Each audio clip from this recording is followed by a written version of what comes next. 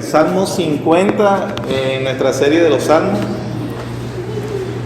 Hay un detalle interesante con los Salmos 50 y 51.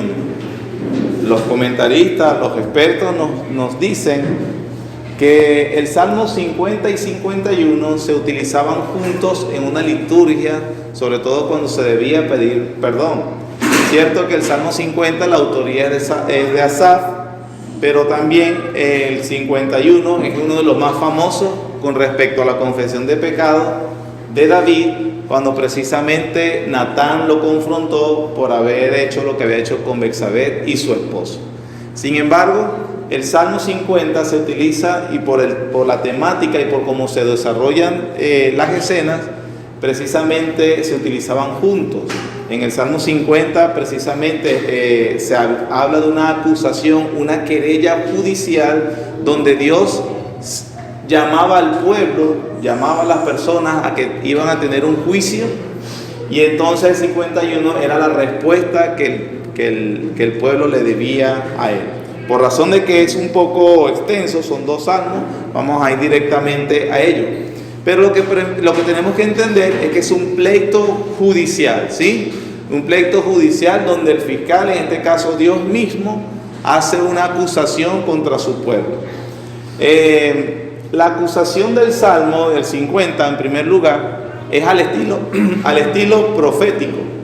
En Deuteronomio 30:19 se nos habla acerca de cómo Dios llamó a los cielos y a la tierra como testigos para hacer el pacto con Israel. En el Salmo 50 comienza de la misma manera. Ahora, vamos a ver las tres partes primeras del primer Salmo, el 50. Hay una introducción, versículos 1 al 6. Hay un cuerpo de la acusación, versículos 7 hasta el 21, y hay un resumen final. Ahí entonces la acusación de Dios en el pleito judicial contra su pueblo. Veamos la primera parte, la introducción. La convocatoria que hace Dios, versículos 1 al 6, dice: el Dios de dioses, Jehová ha hablado y convocado la tierra, desde el nacimiento del sol hasta donde se pone. De Sión, perfección de hermosura, Dios ha resplandecido. Vendrá nuestro Dios y no callará. Fuego consumirá delante de él, y tempestad poderosa le rodeará. Convocará a los cielos de arriba y a la tierra. ¿Para qué? Para juzgar a su pueblo. Juntadme, mis santos, los que hicieron conmigo pacto con sacrificio, y los cielos declararán su justicia, porque Dios es juez. Se abre el Salmo, estas palabras introductorias, se abre la sesión judicial. Hay una solemnísima convocación universal, convocatoria universal y cósmica. Los testigos precisamente que se llamaron cuando Dios iba a hacer el pacto con el pueblo de Israel en las fronteras de la tierra de Canaán. En Deuteronomio 30:19, no lo tienen que buscar, pero lo conocemos mucho porque el Señor dice: a los cielos, a través de Moisés. Voy a pedir que hagan silencio los niños, por favor. A los cielos y a la tierra llamo por testigos hoy contra vosotros, que he puesto delante de la vida y la muerte, la bendición y la maldición. Esa es la introducción, y también el acto solemne cuando Dios se apareció allá en el monte, en el Sinaí, e hizo pacto con Israel. Los testigos de ese pacto, precisamente con Dios, fueron el cielo y la tierra. En estos versículos introductorios del Salmo 50, el Señor vuelve a hacer eso. También se hace mención de una teofanía, de una aparición extraordinaria de Dios. Trueno estará sobre él, fuego consumirá, habrá en la tierra tiembla.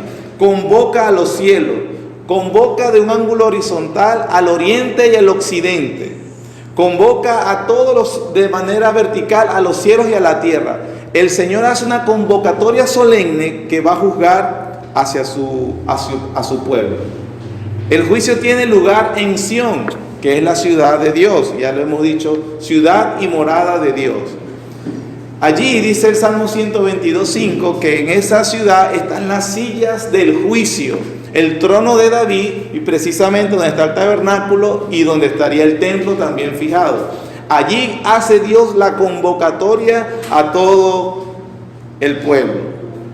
El acusador, que esta vez a la vez es el ofendido, se manifiesta de una manera grandiosa.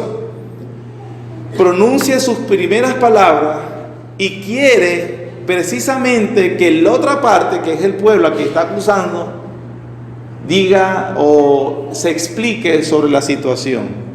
El juicio va a celebrarse en razón del pacto que hicieron.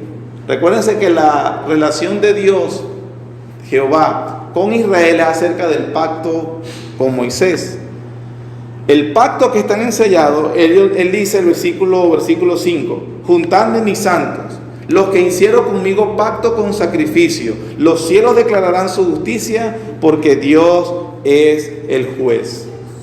El salmista entonces, como un ujier, o como lo que hoy conocemos como un alguacil, que es el empleado que se mueve en el tribunal para hacer esto, anunciar, darle algo al juez o decirle algo a los fiscales o a la defensa, es el salmista que está diciendo y pronunciando: Dios nos ha convocado y va a hacer un juicio.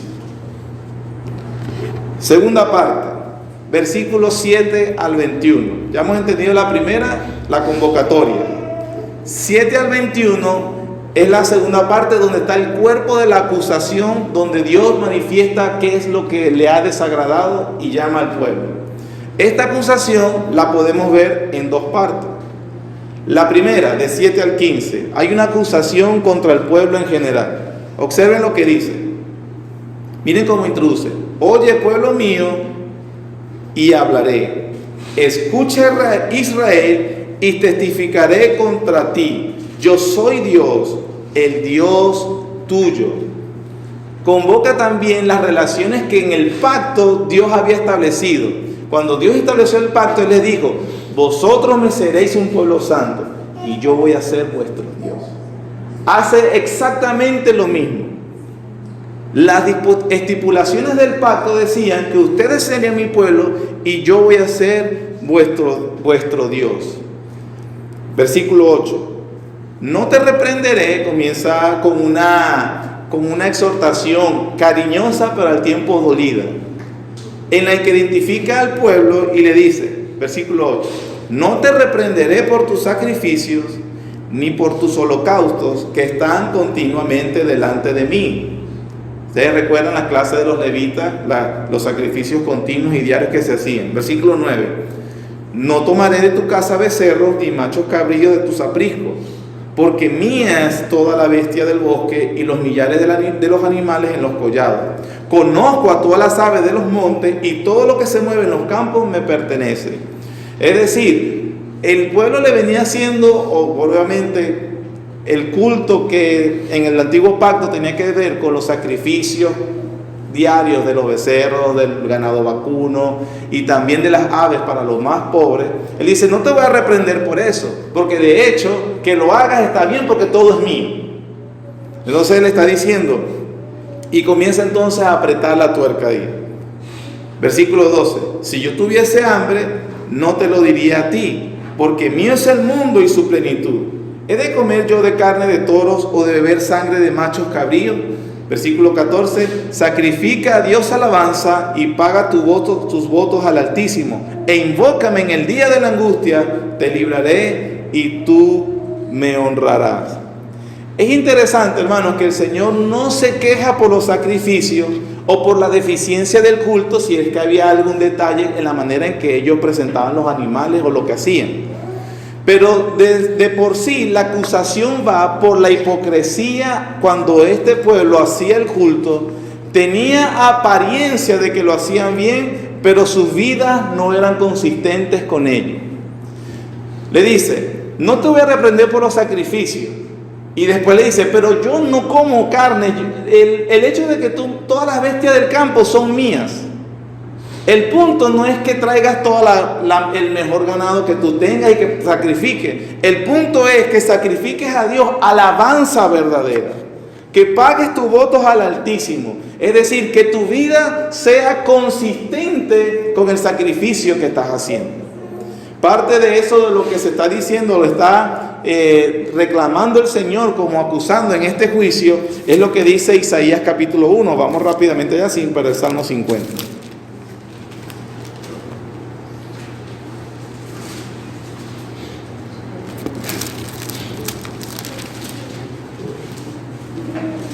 Isaías capítulo 1, versículos 11 al 15, dice: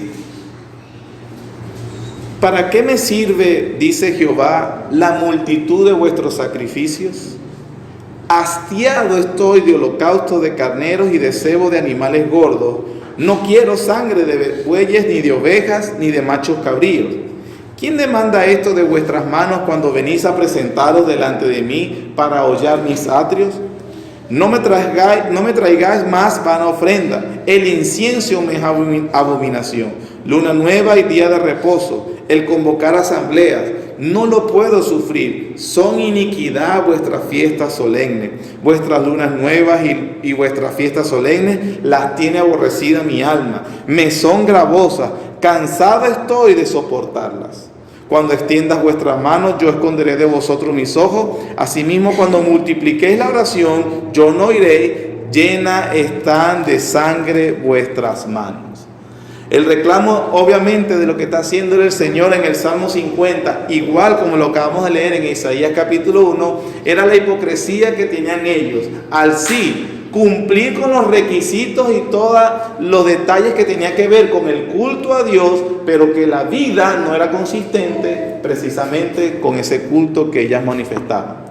El sacrificar alabanzas, como él pide en el versículo 14, incluía la confesión de pecados sincera, incluía fidelidad obviamente al pacto, e incluía conducta correcta y justa ante el prójimo. Conducta correcta y justa con el prójimo. Eso lo vamos a ir viendo a la vez que vayamos desarrollando el Salmo. Ahora, les dije, estamos en el Salmo 50, en la segunda parte, el cuerpo de la acusación. Hay, en primer lugar, esta primera parte hace una amonestación al pueblo en general, donde les llama a tener cuidado con el corazón a la hora que les traían los sacrificios. La segunda parte se dirige ya no tanto al pueblo en general, sino que se dirige a los malvados e impíos dentro del pueblo que tenían una vida realmente hipócrita y totalmente en contra de lo que Dios decía. Hermanos, es interesante. Esto es dentro de un culto. Dios le recrimina a gente que estaba dentro del pueblo, pero que eran abiertamente impíos. La segunda parte de esta acusación, versículos 16 al 21, dice: pero al malo, dijo Dios, al mismo que están haciendo sacrificios, al malo, al impío, dijo Dios: ¿qué tienes tú que hablar de mis leyes?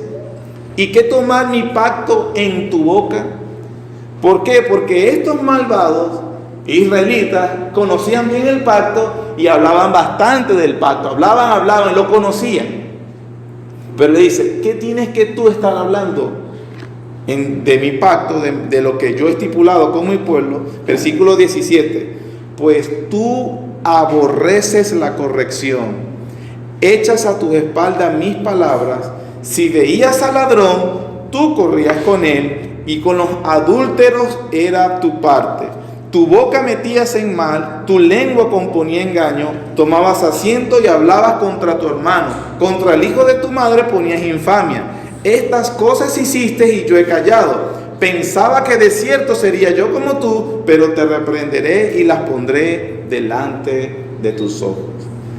Es más explícito entonces en cuanto al incumplimiento de estos hombres con respecto a la ley de Dios. Se dirige abiertamente a los malvados, a estas personas que iban deliberadamente en su vida contra Dios y estaban presentando sacrificios en el culto. Lo peor de estos hombres malvados, a los cuales Dios les dijo son malos, es que ellos pretendían, y perdonen la expresión, pero realmente lo que pretendían, tapar la boca a Dios. Como que bueno, no se va a quejar, mira todo lo que trae. O sea, también, si sopesaran las partes buenas con las malas, yo creo que le soy bastante útil. Estas personas traían en el culto y probablemente eran los ricos de la ciudad, eran los que traían los mejores animales y pretendían que Dios no les iba a juzgar porque ellos eran muy generosos. Se recuerdan que prácticamente el sustento de los sacerdotes, de los levitas, precisamente dependía de lo que estas personas traían. Y entonces, y obviamente las arcas de lo que era el templo, eso dependía mucho obviamente de los oferentes. Eso obviamente de los más ricos eran los que decían, nosotros sustentamos esta situación aquí. Y eso para ellos creía que era suficiente para que Dios no dijera nada. Entonces Dios le dice, ¿tú crees que yo soy como tú? Te voy a reprender. Malaquías capítulo 3. Eran desleales, eran hipócritas, eran ladrones, eran estafadores, eran todo lo que obviamente Dios dice en su palabra que no había que hacer. Pero es porque Él dice, metía con los adúlteros a tu parte, robabas, te aprovechabas de la gente. Malaquías, que es el último libro del Antiguo Testamento, antes de Mateo, capítulo 2, dije capítulo 3, capítulo 2, versículos 13 al 16, dice, esta otra vez haréis cubrir el altar de Jehová de lágrimas, de llanto y de clamor, así que no miraré más la ofrenda, para aceptarla con gusto de vuestra mano. Me diréis, ¿por qué? Porque Jehová ha atestiguado entre ti y la mujer de tu juventud, contra la cual has sido desleal, siendo ella tu compañera y la mujer de tu pacto. Entonces, con esta manera de ellos vivir de manera hipócrita, aborrecían la corrección. Es decir, son las personas, y no es precisamente el que manda a callar el que le corrige. Aborrecer la corrección es escuchar y el no hacer caso. Escuchar y me resbala. Escuchar y seguir haciendo lo que venía haciendo, no corregir nada. Y eso, hermanos, tiene que tener mucho cuidado con nuestra vida en particular, y cada uno de nosotros sabe cómo la lleva. De escuchar lo que dice la instrucción bíblica y simplemente no hacer ningún tipo de cambio. Escuchar y probablemente decir amén, amén, reírse, aplaudir, qué sé yo, lo que se hace, y seguir haciendo lo que uno le venga en gana. Tú aborrecías la corrección, echabas a tus espaldas tus palabras. Si veías al ladrón, era un cómplice. Es decir, no habla precisamente de que eran los atracadores del pueblo, sino que veían cómo se robaban a otros y preferían no decir nada. No, para no meterme en problemas, porque no vaya a ser que se ponga bravo conmigo el hermano. El hermano es un ladrón, es un aprovechador. Si veías al ladrón, tú corrías con él, o peor aún, correr con él es actuar igual, aprovecharse, mentir, usar de la trampa. Y bueno, no le voy a decir nada porque yo hago lo mismo. Y con los adúlteros era tu parte, tu boca metías en el mal, tu lengua componía engaño. Aquí tenemos que recordar básicamente el sermón de la lengua del pastor David el domingo antepasado, donde precisamente el uso de nuestra lengua refleja realmente lo que hay en nuestro corazón o no. Y el uso de la lengua de esto era para el mal, para engaño, para encubrir, para lisonjar, para aprovecharse, para insultar, para matar. Y estos tenían el pacto de Dios en su boca también. O sea, eran judíos que se hacían pasar por piadosos, estaban allí también, y sin embargo Dios los reprende duramente. Entonces hemos visto que la introducción, que es la convocatoria, ¿cierto? Versículos 1 al 6. Hemos visto la segunda parte, que es el cuerpo de la acusación, un llamado en general al pueblo, versículos 7 al 15, un llamado a la sinceridad y a la integridad, y una acusación ya directa con los impíos abiertamente, versículos 16 al 21. ¿Sí? ¿Está conmigo, hermano? ¿Sí? Resumen final de esta parte de la acusación del fiscal, que en este caso es el Señor. Versículos 22 y 23. Entended ahora esto, los que os olvidáis de Dios. No sea que os despedace y no haya quien os libre. El que sacrifica alabanza me honrará, y el que ordenare su camino le mostraré la salvación de Dios. Entonces el Señor le ofrece a los acusados dos alternativas. Si no se convierten, ellos recibirán un castigo terrible. Entended ahora esto, no sea que os despedace, no sea que venga y los destruya. La exhortación, hermano, es para que teman. Los voy a destruir, los voy a despedazar si no se arrepienten. La conversión, que es la otra alternativa, es decir, arrepentirse de ese mal camino y rectificar, es, vean el tema, sacrificar a Dios alabanza de verdad. ¿Cuál es la sacrificación de alabanza? Bueno, que yo traigo mi ofrenda vegetal bien gordita. No, arregla tu camino. Arregla tu camino. Esa es realmente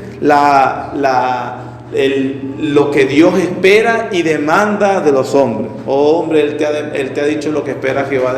¿Qué espera? Lo que es recto. ¿Y qué espera Jehová tu Dios de ti? Hacer justicia y amar misericordia y humillarte ante tu Dios. ¿Sí?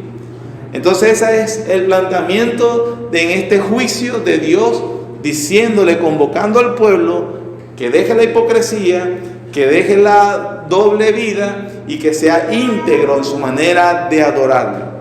Entonces, hasta aquí, en el Salmo 50, Dios ha terminado, pero la sesión judicial sigue abierta. Ahora es el turno de la otra parte.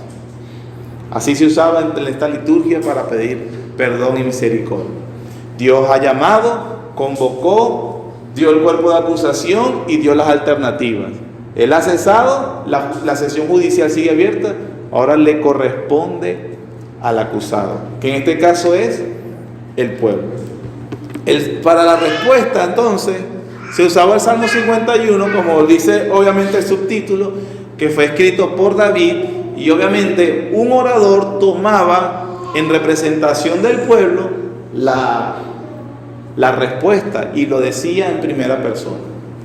Y esto es algo interesante porque cuando tú ves, lo vamos a leer uno solo, no vamos a leer los tres, pero cuando tú ves aquellas oraciones nacionales de arrepentimiento que fueron Esdras, Nehemías y las de Daniel, que por cierto se las recomiendo, hermano, porque son hermosas.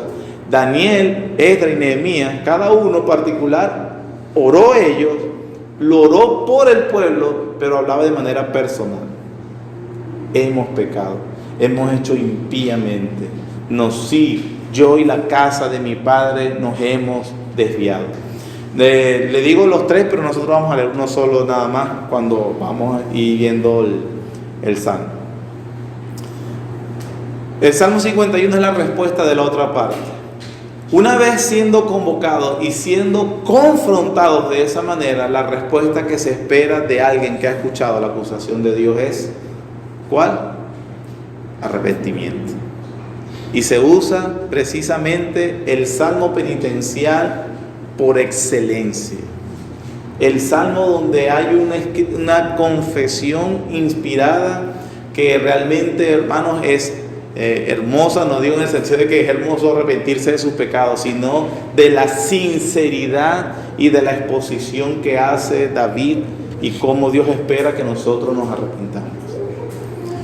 Primera parte, también está en tres partes, lo vamos a ver así en general como vimos el Salmo 50. Versículos 1 al 9. El acusado suplica perdón. Le suplica a Dios.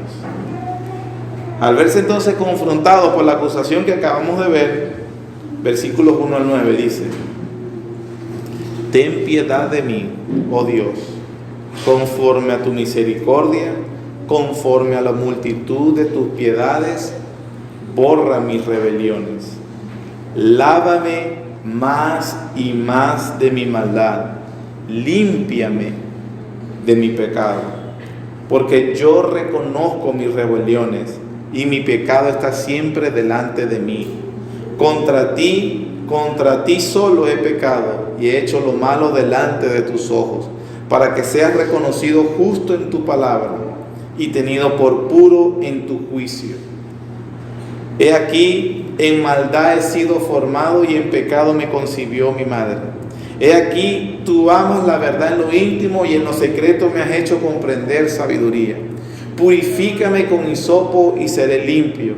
Lávame y seré más blanco que la nieve. Hazme oír gozo y alegría y se recrearán los huesos que has abatido. Esconde tu rostro de mis pecados y borra todas mis maldades. En esa primera ráfaga de súplica de perdón, vemos entonces una expresión sincera de arrepentimiento. Y es la respuesta lógica al proceso que se inició en el Salmo 50. Entonces el salmista subraya, como vimos acá, subraya su ofensa a Dios, aunque los pecados tienen que ver con ofender al prójimo. Tu boca metías, con tu boca usabas contra tu prójimo. Veías al ladrón, corrías con él. Y tu parte era con los adúlteros. Prácticamente los pecados también cometió David. David adulteró y también mandó a asesinar a Urías. Eran pecados contra el prójimo. Pero lo que se subraya es que se ha ofendido a Dios. Una de las cosas más importantes, elementos, hermanos, del verdadero arrepentimiento es una contrición. Si bien, por supuesto, muchas veces cuando ofendemos a un prójimo, el primer elemento del arrepentimiento verdadero es contrición, que se ha ofendido a Dios. Aunque es verdad que se ha ofendido al prójimo. Pero el primer elemento es: he transgredido la ley de Dios. Lo que le dice al prójimo es malo, pero es malo porque Dios lo prohibió. No es malo, quiero que me entiendan. A la persona se le hace sufrir, a la persona se le ha ofendido, a la persona se le ha faltado, y eso es malo.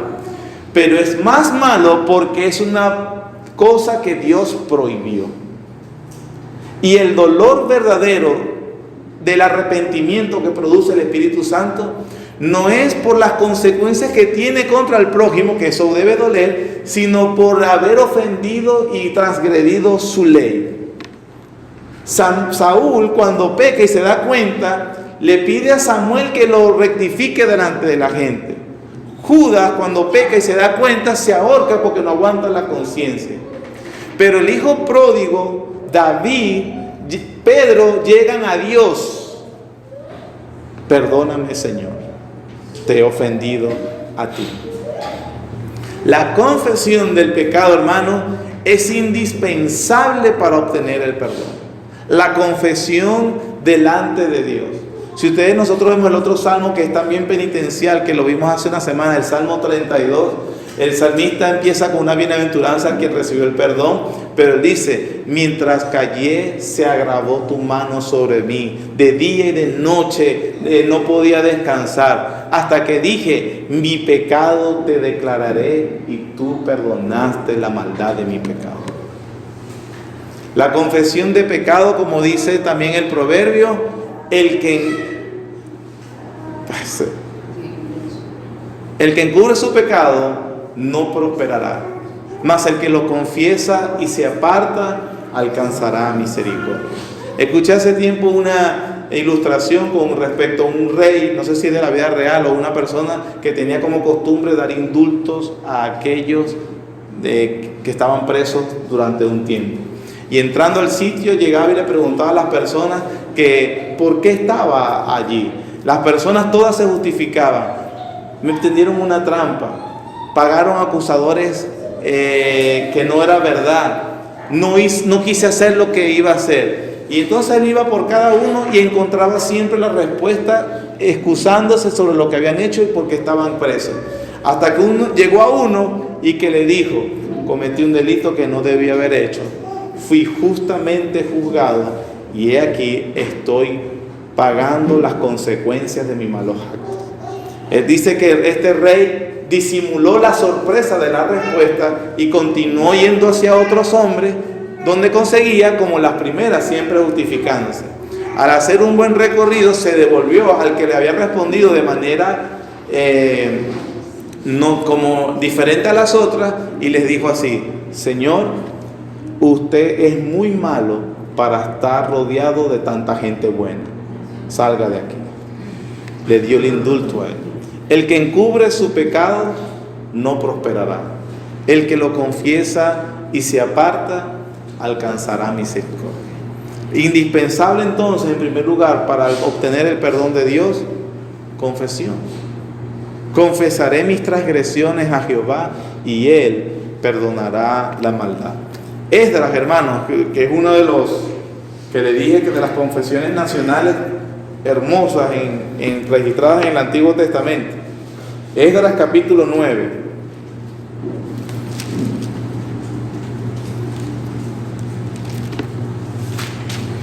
Las otras son para que la busque después, no la vamos a leer hoy.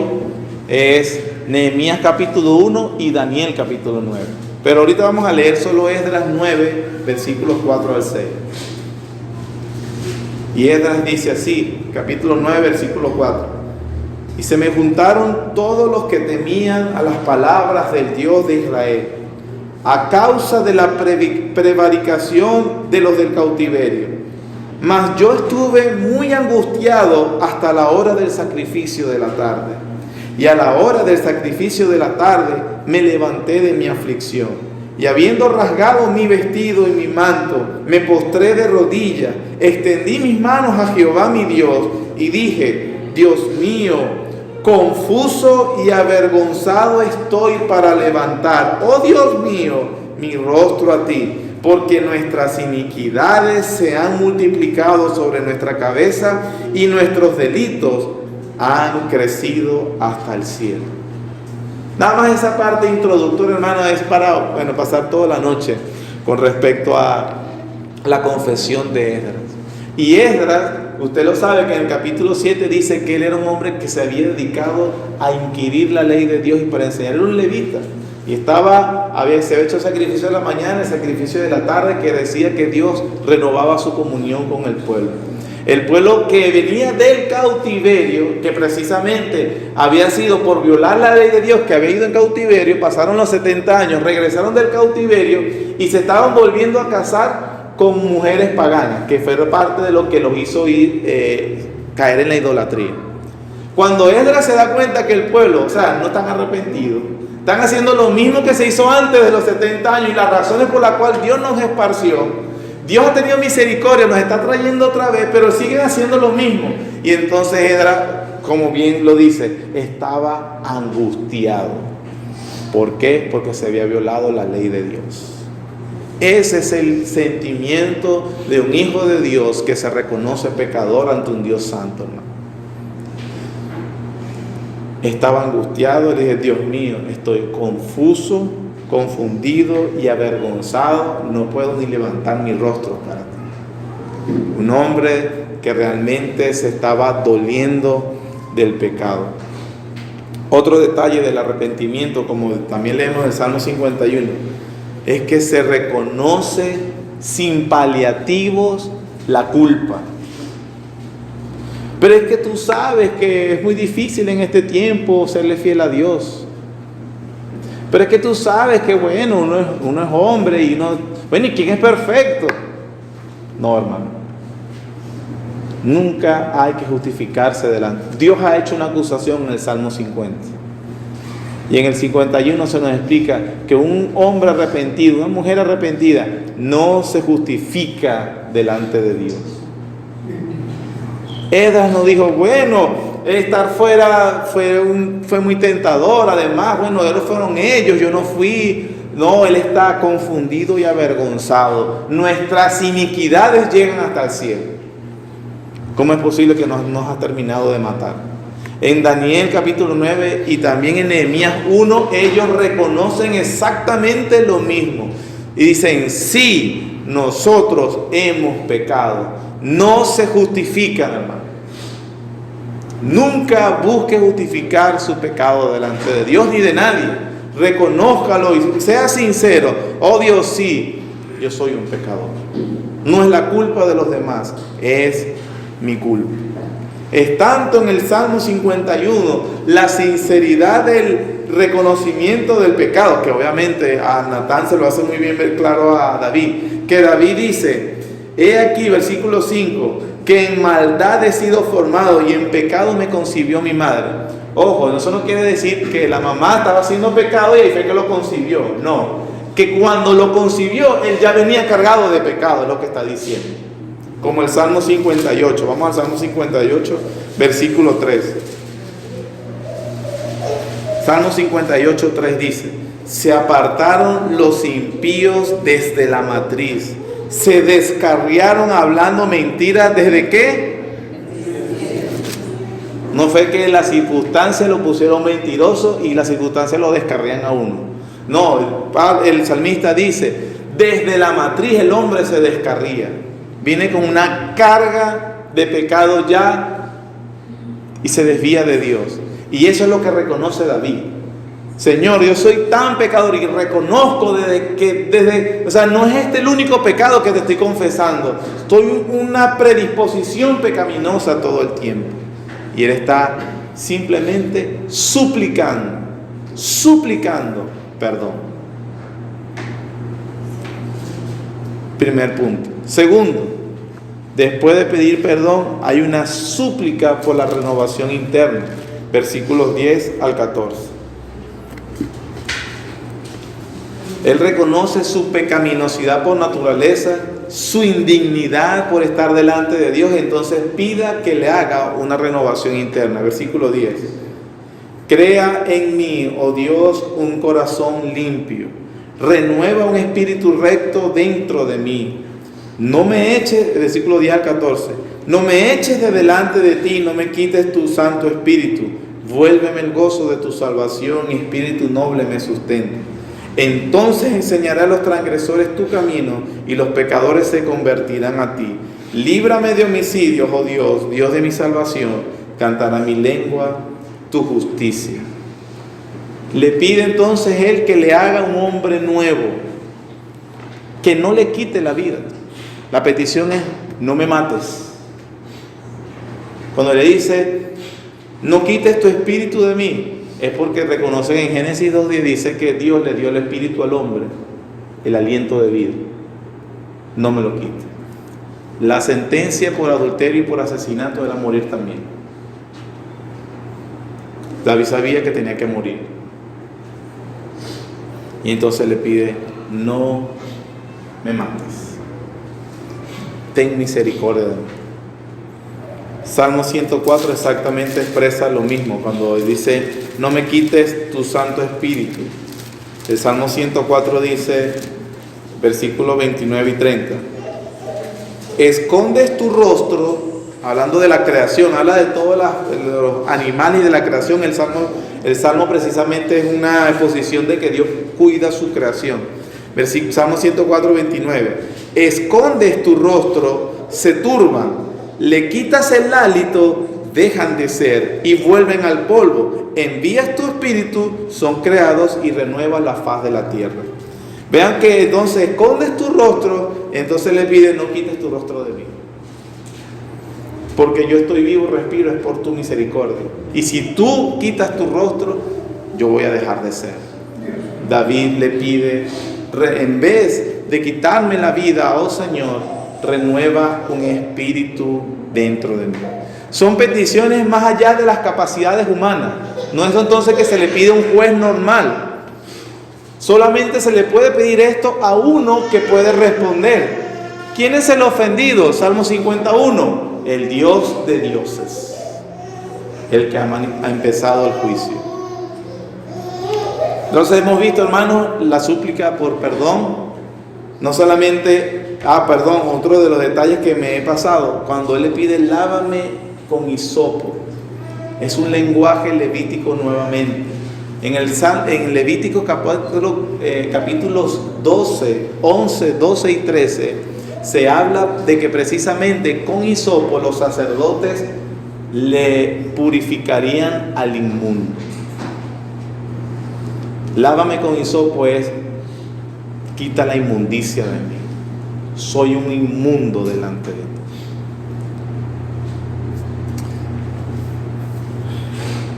Imagen de pedir perdón, súplica de pedir perdón. En segundo lugar, súplica de renovación. Y en tercer lugar, el voto de hacer lo que Dios pide. ¿Qué pedía en el Salmo 50? ¿Que dejaran de sacrificar?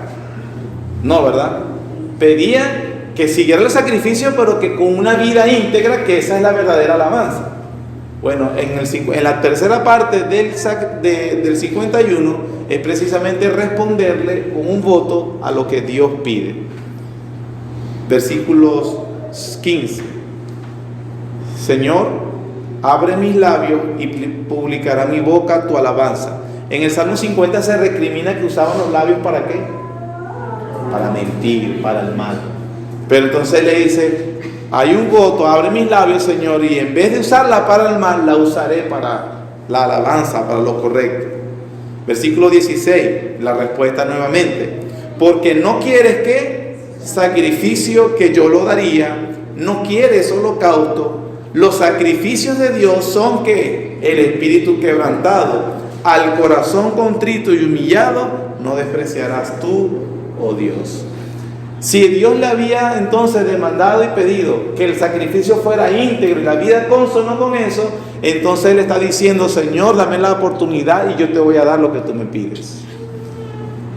Y aparte del sacrificio, que ciertamente tú te hastías por no ser íntegro, será íntegro, pero será íntegro y una alabanza correcta cuando ¿qué? Cuando mejore mi camino. Y eso es lo que Él precisamente le dice. Versículo 13. Entonces enseñaré a los transgresores tu camino, tus caminos, los pecadores se convertirán a ti. Antes Él los acompañaba, porque dice, con el ladrón y el adúltero era tu parte, pero si con el perdón y la renovación del perdón y del nuevo espíritu, Señor, los pecadores se van a convertir a ti, en vez de acompañarlos, los voy a confrontar. Y los voy a animar a que cambien, a que rectifiquen sus caminos. Es decir, le enseñaré lo mismo que tú me has enseñado a mí. Ellos recorrerán el camino que yo he recorrido, el camino del perdón y de la renovación.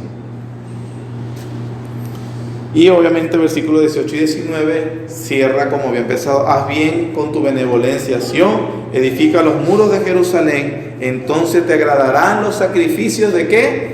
Justicia, hacer lo correcto. El holocausto o ofrenda del todo quemada, entonces ofrecerán becerros sobre tu altar. ¿Pero qué? Con un corazón contrito y humillado. Lo que antes no quería, ahora con una vida íntegra, consistente con lo que se sacrificaba, entonces eso sí le agradaba a Dios.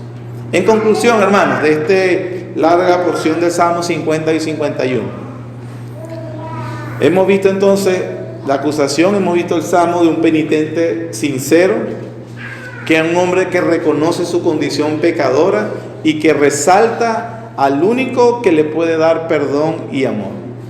Así era en el antiguo pacto y así se celebraba.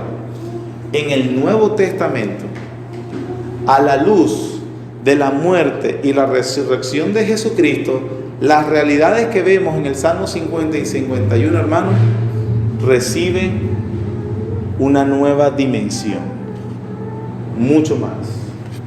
Romanos 5:8 dice, mas Dios muestra su amor para con nosotros, en que siendo aún pecadores, Cristo murió por nosotros. De hecho, veíamos en la semana pasada que precisamente por el mediador, por ese sumo sacerdote según el orden de Melquisedec, Jesucristo, tenemos mejor esperanza y mejores promesas. Nosotros descansamos sobre un pacto mucho mejor que el que podía descansar un israelita al citar el Salmo 50 y 51. Y con respecto a la renovación interna, ahora sí vamos, Romanos capítulo 8.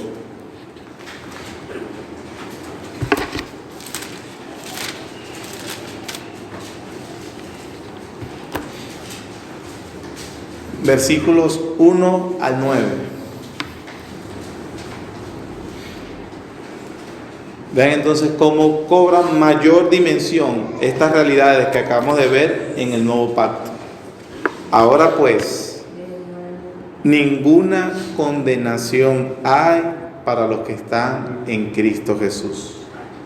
Los que no andan conforme a la carne, sino conforme al Espíritu.